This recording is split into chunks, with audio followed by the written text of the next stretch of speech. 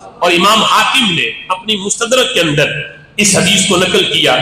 حضرت عبداللہ ابن عمر رضی اللہ تعالی عنہما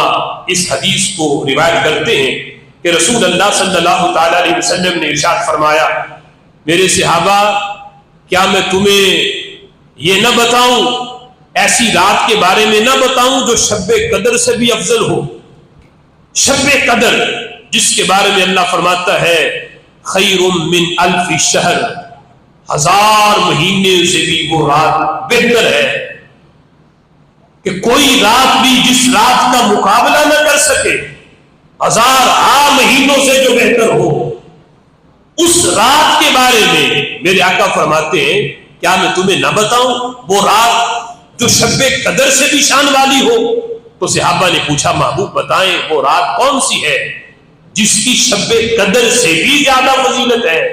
تو میرے آقا علیہ الصلوۃ والسلام نے فرمایا وہ رات ہے کہ جس میں کوئی شخص خوف اور خطرے کی جگہ پہ کھڑے ہو کے جس نے پہرا دیا، پتا تھا خطرہ ہے، حملہ ہو سکتا ہے، وہ سویا نہیں، اس نے جاگ کے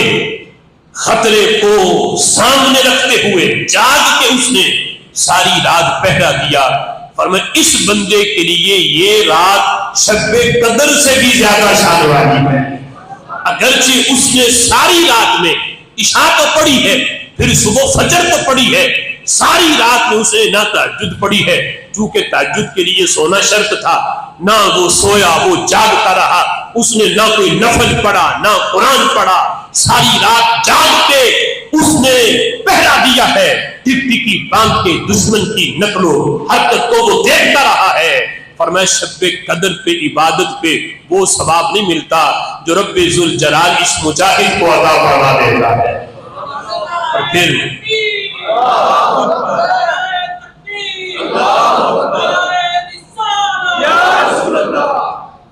اور پھر فرمایا اگرچہ اس بندے کو پتا تھا، یہاں تک خطرہ تھا کہ شاید میں اپنے گھر واپس نہیں جاؤں گا، میں اپنے بیوی بچوں کے پاس واپس نہیں جاؤں گا، اس حد تک اسے خطرہ تھا، لیکن اس کے باوجود اس نے اسلامی سرحد پہ پہرا دیا ہے. فرمایا یہ رات اس کے لیے شب قدر سے بھی افضل بن جاتی ہے.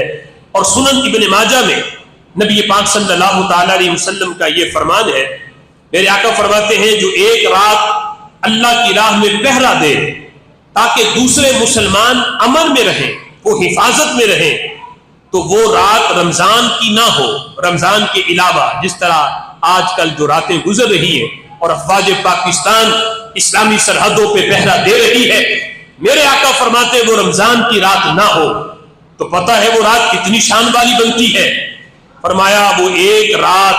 100 سال کی عبادت سے بھی افضل قرار پاتی ہے. اس مجاہد کے لیے جو اسلامی سرحد پہ پہرا دے،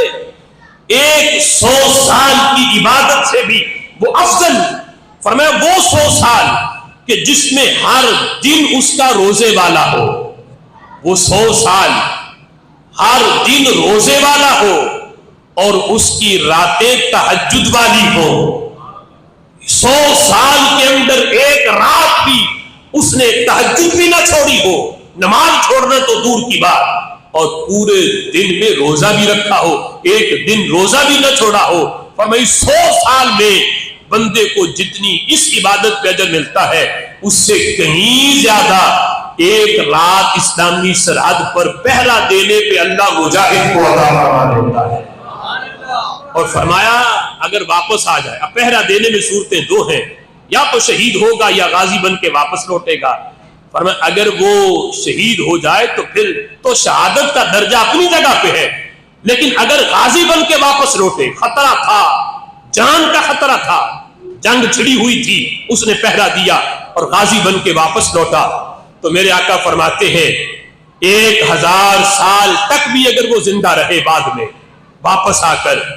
فرمایا اس کی گناہ نہیں لکھے جاتے، نیکیاں کرے تو وہ لکھی جاتی ہیں، گناہ کرے بھی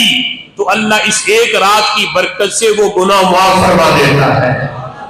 یعنی آنے والی زندگی میں 1000 سال تک بھی جیے اور اس میں وہ گناہ اگر اس سے سرزد ہو جائے مجاہد سے لیکن یہ پیچھے جو عمل کر چکا ہے یہی اتنی شان والا ہے کہ یہ مزید 1000 سال کے گناہوں کا یہ رات کفارہ بن جاتی ہے، اور اس ایک رات کے صدقے رب ذوالجلال اس کی نیکیاں تو لکھتا ہے لیکن گناہوں سے خلق کائنات جل جلالہ